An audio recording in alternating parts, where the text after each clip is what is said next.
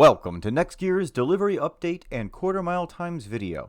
Now we're just days away from taking delivery of the M3 competition, so I wanted to recap what the experience was like while it crossed over the ocean, as well as share the entire timetable up until this point for anyone curious on how long it takes if you're placing an order.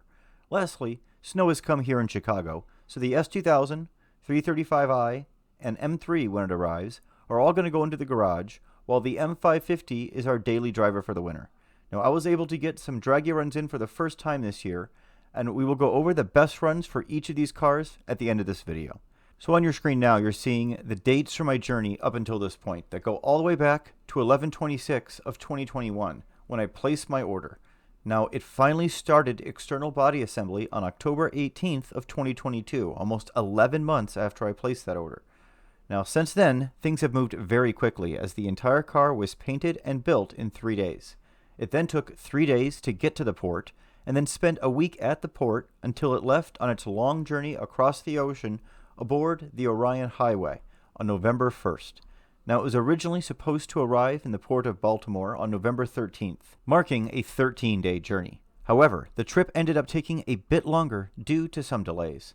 Now, the first was only 2 days into the trip, when the ship suddenly somehow lost power and drifted between France and the UK for over a day. Now, I'm unsure as to what the cause of this was, and it was a tense 24 hours, as I feared something had happened to the boat my car was on, but fortunately, the next day, it continued on its journey. Now, it took 10 days to travel the length of the ocean and reach the area outside of Port Baltimore 1 day late on 11/14. It then needed to anchor outside the port for almost a day while it waited for a dock to free up.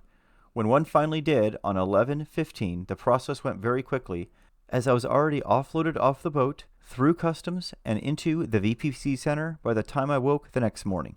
Now, at this time, BMW Genius tells me that the delivery time in the system says that the dealership should have my car on November 21st, which is next Monday, and that I can call back in a day or two to get a more close approximation of exactly when it is it'll arrive once it's with the carrier.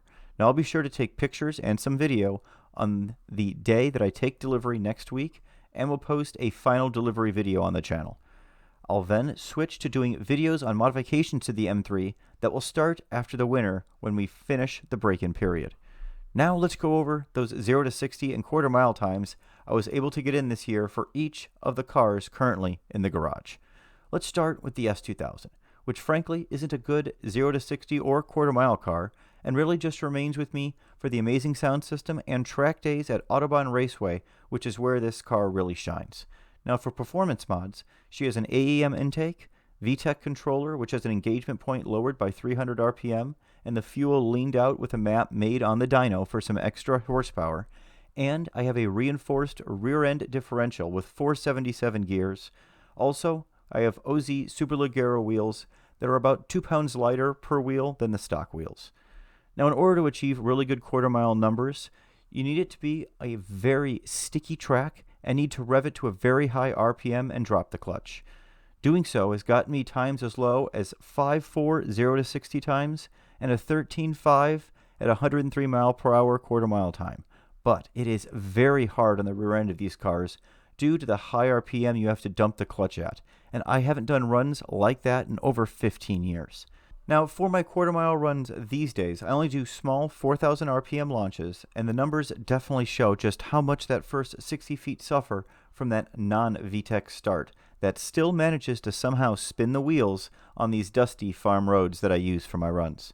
Now, the best time this year was a 6.8 0 to 60 and a 14.7 at 95 mile per hour quarter mile time. Now, I may try to get some better runs in next year to see if we can get that time a little closer to where it should be and where it was in the past. But again, really, I don't think of this as a quarter mile car, and know that it's the slowest of the cars in the garage, so I'd rather just save its energy for its time on the track. The main changes we're going to make to this car next year are going to be some new tires and some brakes. Next, let's move on to the stock 2009 BMW 335i. Now, this car has been our daily driver for the last 10 years, and I was curious exactly on what it could put down, and to my surprise, despite the dusty farm roads and rear-wheel drive, it hooked up rather well and ran consistent 5.3 0 to 60s with a quarter mile of 13.6 at 102 miles per hour. Now for now, this car is getting put under a car cover and will be put outside as we plan to save it for our two boys when they start driving in a few years. Know that we may tinker with it a bit and see what a JB4 does with the platform to get me some more confidence before taking on the M550 and M3's performance upgrades. Now this brings us to the newest car in the garage, the stock 2018 BMW M550i. Now this is the one that I was most curious to get times with while I waited that long year for the M3 to start its production. With its amazing launch control, it's an awesome platform that was very consistent with 0 to 60 times in the 3.8 to 4 second range and quarter mile runs right at the 12-second mark, with my best run of the year being 11.95 at 116 miles per hour, which I was very pleased with. Now, this one we're going to be doing a tune with to see exactly how close we can get to the 10s. That's going to be it for this recap video of the M3's journey across the ocean and my quarter mile times for the year. If you enjoyed this content, don't forget to hit that subscribe button to keep up to date on all these projects. Thanks so much for watching, everyone. We'll see you next time when that M3 is finally here. Stay safe and stay healthy out there.